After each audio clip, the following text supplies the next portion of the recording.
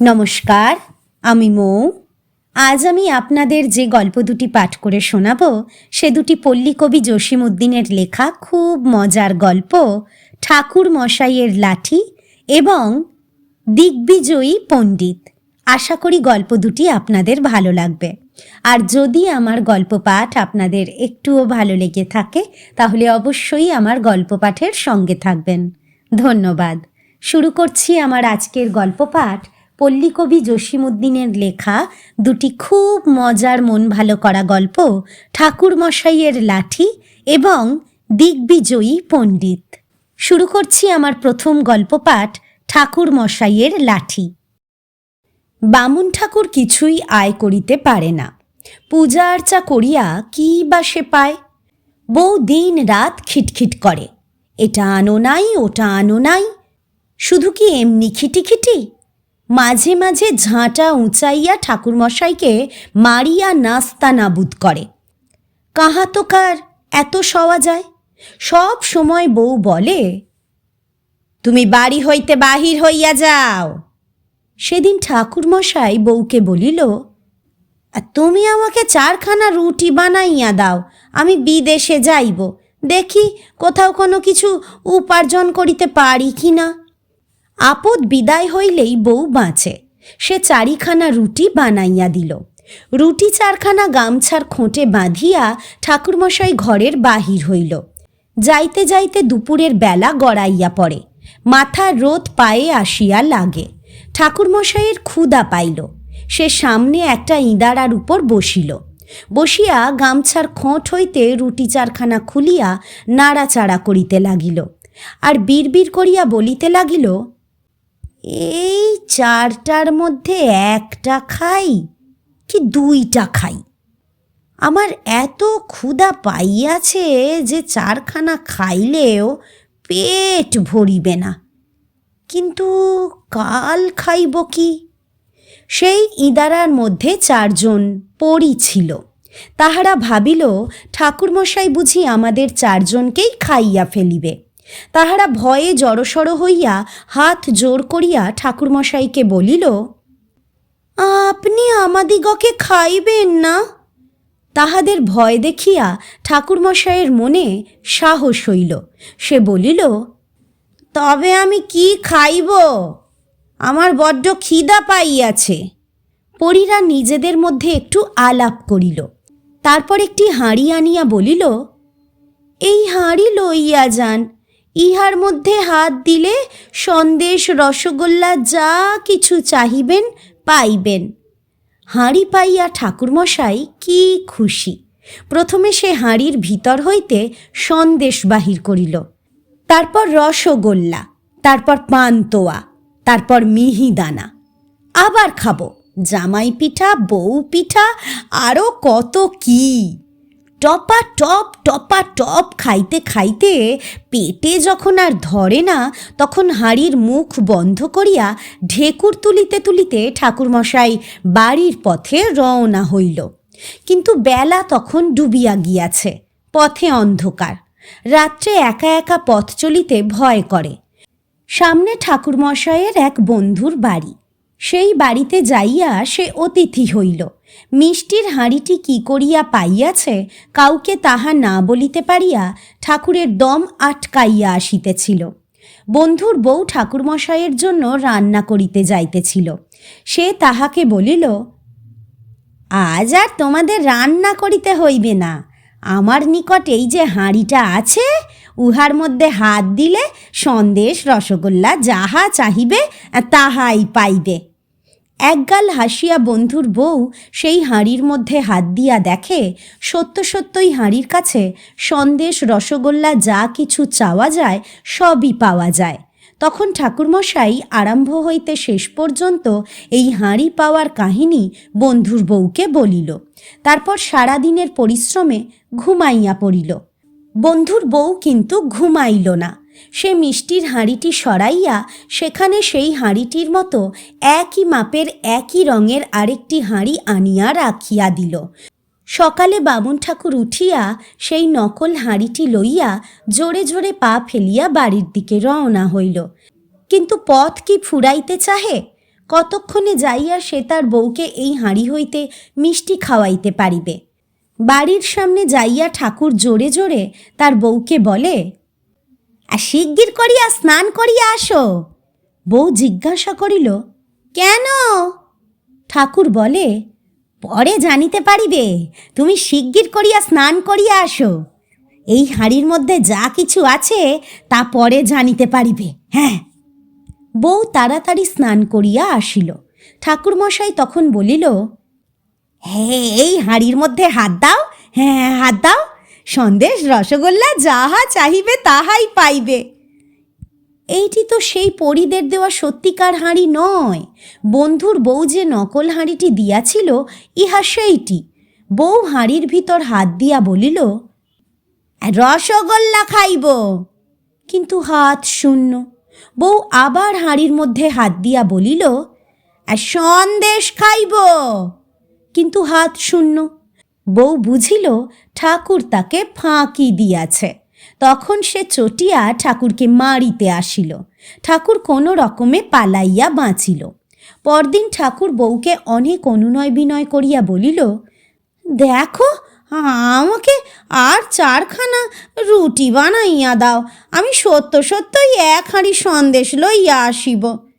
ঠাকুরের বউ হাঁড়ি পাতিল নাড়িয়া চাড়িয়া সামান্য কিছু আটা বাহির করিয়া তাই দিয়া 4খানা রুটি বানাইয়া ঠাকুরকে দিল। তাহা গামছায় বাঁধিয়া ঠাকুর পথে রওনা হইল। তারপর সেই কুয়ার কাছে আসিয়া 4খানা রুটি লইয়া নাড়াচাড়া করিতে লাগিল। 2টা খাইব না 4টা খাইব? কুয়ার ভিতর হইতে পড়িরা তাহা শুনিতে পাইয়া জোর হাত করিয়া ঠাকুরকে বলিল, দেখুন, আমাদিগকে খাইবেন না। ঠাকুর খুব রাগ করিয়া বলিল, তোমরা আমাকে নকল মিষ্টির হাঁড়ি দিয়াছিলে। বাড়িতে লইয়া গিয়া এত নাড়াচাড়া করিলাম, একটা সন্দেশ রসগোল্লাও বাহির হইল না। আজ তোমাদের 4জনকেই গিলিয়া খাইব। পরীরা নিজেদের মধ্যে কিছু আলাপ করিয়া বলিল, এই বাক্সটি লইয়া যান। ইহার মধ্যে হাত দিলেই শাড়ি গহনা যা কিছু চাহিবেন পাইবেন। বাক্সটি হাতে লইয়া ঠাকুর বাড়ি রওনা হইল। পথের মধ্যে রাত্র হইল। ঠাকুর যাইয়া আবার সেই বন্ধুর বাড়িতে অতিথি হইল। এবারও আগের মতোই বাক্সটি পাওয়ার সমস্ত ঘটনা বন্ধুর বউকে বলিল। ঠাকুর ঘুমাইলে বন্ধুর বউ তাহার শিয়র হইতে আসল বাক্সটি সরাইয়া অপর একটি বাক্স সেখানে রাখিয়া দিল। পরদিন সকালে সেই নকল বাক্সটি লইয়া ঠাকুর বাড়ি গেল। বউকে বলিল, জলদি স্নান করিয়া আসো, এবার বাক্স আনিয়াছি। ইহার মধ্যে হাত দিলেই শাড়ি গহনা যা কিছু চাহিবে পাইবে। ঠাকুরের কথা বিশ্বাস করিয়া বউ স্নান করিয়া আসিল। তারপর সেই বাক্সের মধ্যে হাত দিয়া শাড়ি চাহিল, গহনা চাহিল, কিন্তু বাক্স শূন্য ঠনঠন, কিছুই নাই তাহাতে। তখন রাগিয়া বউ ঝাঁটা হাতে লইয়া ঠাকুরমশাইকে বেদম মারিল। পরদিন গাঁটটি বোচকা লইয়া ঠাকুরমশাই বউকে বলিল, তুমি যখন আমাকে দেখিতে পারো না, তখন আমি দেশ ছাড়িয়াই যাইতেছি। এই নাকে খত দিলাম, আর ফিরিয়া আসিব না। দয়া করিয়া আমাকে আর 4খানা রুটি বানাইয়া দাও। বউ ঝংকার দিয়া উঠিল, কোথায় পাইব আটা যে রুটি বানাইব?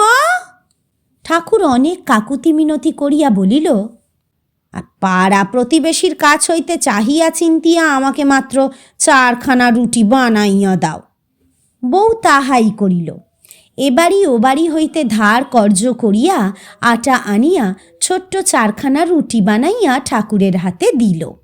তাহা লইয়া আগের মতো সেই কুয়ার উপরে বসিয়া ঠাকুর বলিতে লাগিল, 2টা খাইব না 4টা খাইব? পরীরা কুয়ার ভিতর হইতে উঠিয়া আসিয়া বলিল, ঠাকুরমশাই, আবার আমাদিগকে খাইতে চান কেন? ঠাকুরমশাই রাগিয়া বলিল, খাইব না? সেবার আমাকে হাঁড়ি দিয়াছিলে, তাহা হইতে একটাও সন্দেশ রসগোল্লা বাহির হইল না। এবার দিয়াছিলে বাক্স, তাহা হইতে 1খানাও শাড়ি গহনা বাহির হইল না। তোমাদের ফাঁকির জন্য আমি আমার বউয়ের হাতে কত না নাজেহাল হইলাম। দেখো আমাকে মারিয়া কি করিয়াছে, দেখো। এই বলিয়া ঠাকুরমশাই তাহার পিঠ দেখাইল। সমস্ত পিঠ ভরিয়া ঝাঁটার বাড়ির দাগ। পরীরা তখন একে একে ঠাকুরমশাইয়ের কাছে সব কথা শুনিল। বাড়ি যাইবার সময় ঠাকুর যে এক বন্ধুর বাড়িতে রাত্রিবাস করে তাহাও জানিয়া লইল। তাহারা ঠাকুরকে বুঝাইয়া দিল, বন্ধুর বউ আপনার নিকট হইতে হাঁড়ি ও বাক্স বদলাইয়া লইয়াছে। পরীরা সকলে মিলিয়া কি পরামর্শ করিল। তারপর ঠাকুরকে বলিল, এই লাঠিখানি দিলাম, সঙ্গে লইয়া যান। যাহাকে যখন মারিতে বলিবেন লাঠি যাইয়া তখনই তাহাকে মারিবে। লাঠি লইয়া ঠাকুর পূর্বের মতো সেই বন্ধুর বাড়িতে আসিল। বন্ধুর বউ এই কয়দিন সেই হাঁড়ি হইতে সন্দেশ রসগোল্লা খাইয়া আর সেই বাক্স হইতে শাড়ি গহনা পরিয়া একেবারে নতুন মানুষ সাজিয়াছে। একগাল হাসিয়া বন্ধুর বউ জিজ্ঞাসা করিল, এবারে কি আনিয়াছ ঠাকুর?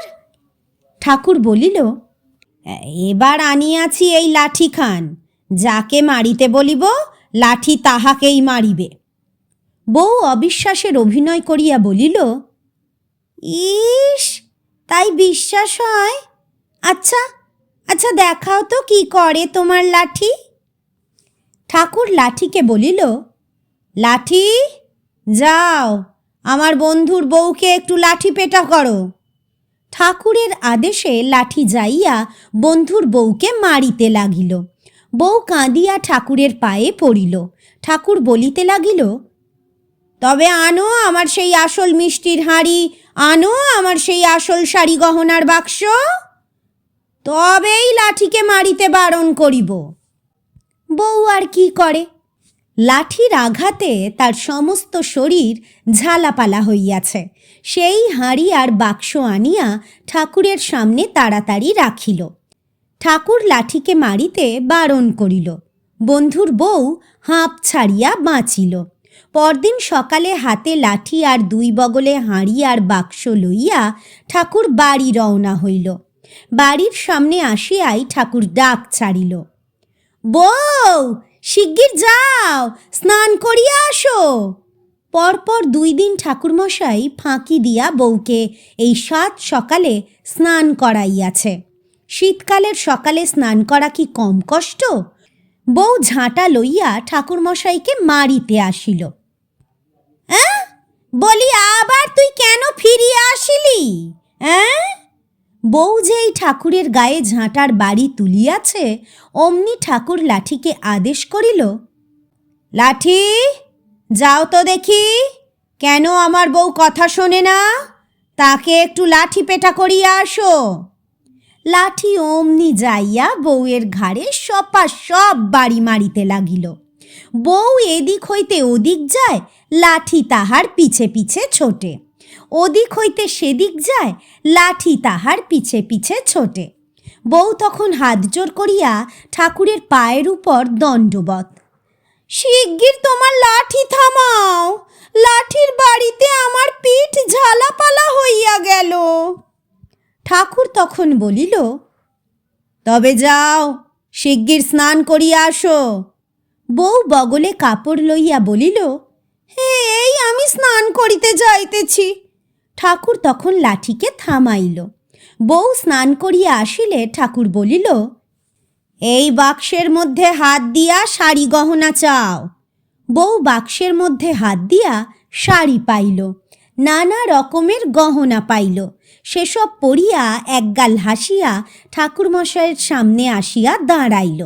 ঠাকুরমশাই তখন অপর হাঁড়িটি দেখাইয়া বলিল, এই হাঁড়ির মধ্যে হাত দিয়া সন্দেশ চাও, রসগোল্লা চাও, তোমার যা কিছু খাইতে ইচ্ছা করে তা চাও।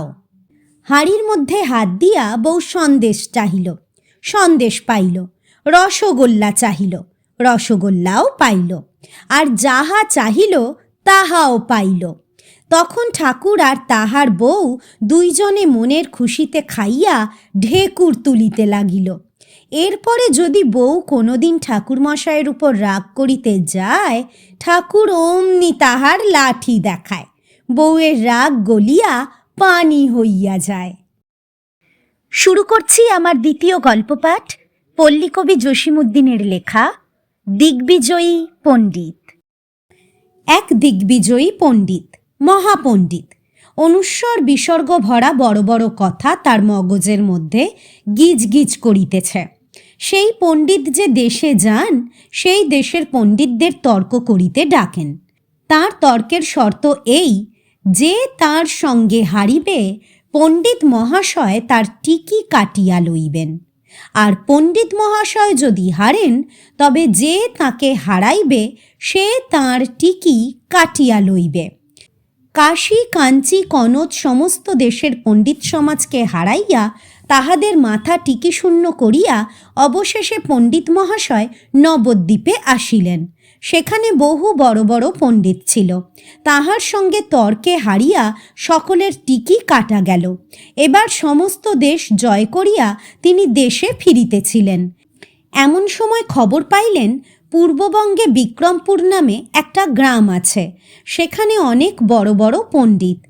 তাহাদের না হারাইতে পারিলে তাহার দিগ্বিজয় সম্পূর্ণ হইবে না। নবদ্বীপ হইতে নৌকা করিয়া শিষ্য সেবক সঙ্গে পণ্ডিত মহাশয় বিক্রমপুর রওনা হইলেন। তাহার আগে পিছে ৮-১০খানা নৌকা ভরা টিকি বোঝাই। এতদিন যেখানে যত পণ্ডিতের টিকি কাটিয়াছেন, সব বস্তায় পুরিয়া সঙ্গে আনিয়াছেন। ২-৩খানা নৌকায় পণ্ডিতের শিষ্যেরা বসিয়া বসিয়া বিক্রমপুরের পণ্ডিতদের টিকি কাটিবার আশায় কাঁচিতে ধার দিতেছে, ঘচা ঘচং ঘচা ঘচং। এই দিগ্বিজয়ী পণ্ডিতের নৌকা যখন বিক্রমপুরের ঘাটে আসিয়া ভিড়িল, তখন সেখানকার পণ্ডিত সমাজের মধ্যে হায় হায় রব পড়িয়া গেল। বিক্রমপুরের পণ্ডিতদের বড় বড় টিকি, কারো ১০ হাতি টিকি, কারো ২০ হাতি টিকি, কারো বা ৪০ হাতি টিকি। সেই দিগ্বিজয়ী পণ্ডিতের সঙ্গে তাহাদের একে একে তর্কযুদ্ধ আরম্ভ হইল। প্রথম ১০ হাতি পণ্ডিতের টিকি কাটা গেল, তারপর ২০ হাতির, তারপর ৩০ হাতির, তারপর ৪০ হাতি পণ্ডিতের পালা। ৪০ হাতি পণ্ডিত টিকিতে ভালো মতো সরিষার তেল মালিশ করিয়া সেই দিগ্বিজয়ীর সঙ্গে তর্কযুদ্ধে আগমন করিলেন। কিন্তু দিগ্বিজয়ী পণ্ডিতের একটি প্রশ্নেরও উত্তর দিতে তিনি পারিলেন না। তখন পণ্ডিতের শিষ্যেরা কাঁচি আগাইয়া ঘচা ঘচ্চং করিয়া সেই ৪০ হাতি পণ্ডিতের টিকি কাটিতে প্রস্তুত হইল। পণ্ডিত অনেক কাকুতি মিনতি করিয়া বলিলেন, তোমরা আজিকার দিনটা সবুর করো, কালকে আমার টিকি কাটিও। আজ ৮০ বছর ধরিয়া কত সরিষার তৈল মালিশ করিয়া এই টিকি বড় করিয়াছি। নিমন্ত্রণ সভায় কত রসগোল্লা সন্দেশ এই টিকির সঙ্গে বাঁধিয়া লইয়া বাড়ি আসিয়াছি। আজিকার রাতটা টিকিটাকে ভালো মতো যত্ন করিয়া লই, কাটিতে হয় তো কাল কাটিও। দিগ্বিজয়ী পণ্ডিতের শিষ্যেরা এই কথায় রাজি হইল। ৪০ হাতি পণ্ডিত বাড়িতে আসিয়া আপনার জনদের কাছে তার পরাজয়ের সকল কথা বলিলেন। বাড়ির সকলে মিলিয়া পণ্ডিতের এই ৪০ হাতি টিকি ধরিয়া সুর করিয়া কাঁদিতে লাগিল। কাল সকালে এই টিকি কাটা যাইবে, ইহাতে কি পণ্ডিত মহাশয়ের যে সে ক্ষতি হইবে? দেশে নিয়ম ছিল, প্রত্যেক নিমন্ত্রণে ভুরি ভোজনের পরে যে পণ্ডিতের যত হাত টিকি, সে ততটা করিয়া সন্দেশ, রসগোল্লা আর পান্তোয়া বাড়িতে লইয়া আসিতে পারিবে। কাল যদি এই টিকি কাটা যায়, তবে নিমন্ত্রণ বাড়ি হইতে ভবিষ্যতে আর কিছুই আসিবে না। পণ্ডিতের বউ বিনাইয়া বিনাইয়া কান্দে, পণ্ডিতের ছেলেমেয়েরা হাউমাউ করিয়া কান্দে। বাড়িতে ছিল একটি নমশূদ্র চাকর। সে আসিয়া জিজ্ঞাসা করিল, আপনারা এরূপ কান্নাকাটি করিতেছেন কেন? পণ্ডিত মহাশয় তাহার সকল দুঃখের কাহিনী বর্ণনা করিয়া বলিলেন, কাল হইতে আর আমি তোমাকে রাখিতে পারিব না। টিকি যদি কাটা যায়, আমার আর আয় থাকিবে না। কি করিয়া তোমাকে বেতন দিব? নমশূদ্র চাকরটি সমস্ত শুনিয়া বলিল, আপনি যদি অনুমতি দেন, আমি একবার এই দিগ্বিজয়ী পণ্ডিতের সঙ্গে যাইয়া বিচার করিয়া আসিতে পারি। আপনি শুধু আপনার পৈতাগাছা আমাকে দিবেন। পণ্ডিত মহাশয় দীর্ঘ নিঃশ্বাস লইয়া বলিলেন, এত বড় বড় পণ্ডিত হারিয়া আসিল, আর তুমি যাইবে তাহার সঙ্গে তর্ক করিতে? চাকরটি বলিল, আপনি আমাকে শুধু এক গাছা পৈতা দেন, আমি হারিলে তো আপনাদের কোনো ক্ষতি নাই, যদি জিতি তাহা হইলে সকলেরই ভালো। পণ্ডিতের বউ বলিলেন, দাও একে এক গাছা পৈতা, পচা শামুকেও তো পা কাটে, দেখি ও কি করে। পরের দিন সকালবেলা পৈতা গলায় ঝুলাইয়া চান্দিতে পাট দিয়া হাত 50 একটি নকল টিকি লাগাইয়া তাহাতে হাঁড়ি পাতিলের কালি লাগাইয়া চাকরটি দিগ্বিজয়ী পণ্ডিতের সামনে যাইয়া উপস্থিত হইল। দিগ্বিজয়ী পণ্ডিত তাচ্ছিল্যের সহিত বলিলেন, হাতি ঘোড়া হলো তল, মশা বলে কত জল। এত এত পণ্ডিত আমার সঙ্গে পারিল না, আর তুমি ছেলে মানুষ আসিয়াছ বিচার করিতে? হ্যাঁ, মানে মানে বাড়ি চলিয়া যাও। চাকর বলিল, অল্প বয়স বলিয়া আমাকে হেলা করিবেন না, এতটুকু আগুনের ফুলকিতে সারা গ্রাম পুড়িয়া যায়, এতটুকু কাঁটাটা ফুটিলে হাতিও পা পিছড়াইয়া পড়িয়া যায়, এতটুকুন বড়শি দিয়া কত বড় বড় মাছ ধরিয়া আনে। দিগ্বিজয়ী বলিলেন, ছোকরা, তুমি তো ডেপো হইয়া উঠিয়াছ, আচ্ছা আমাকে প্রশ্ন করো। ছোকরা চাকর বলিল, আপনি আগে আমাকে প্রশ্ন করুন।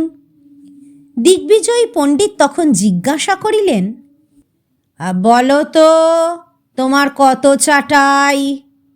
চাকরটি পাল্টা জবাব দিয়া বলিল, আপনার কত চাটাই তাই আগে বলুন।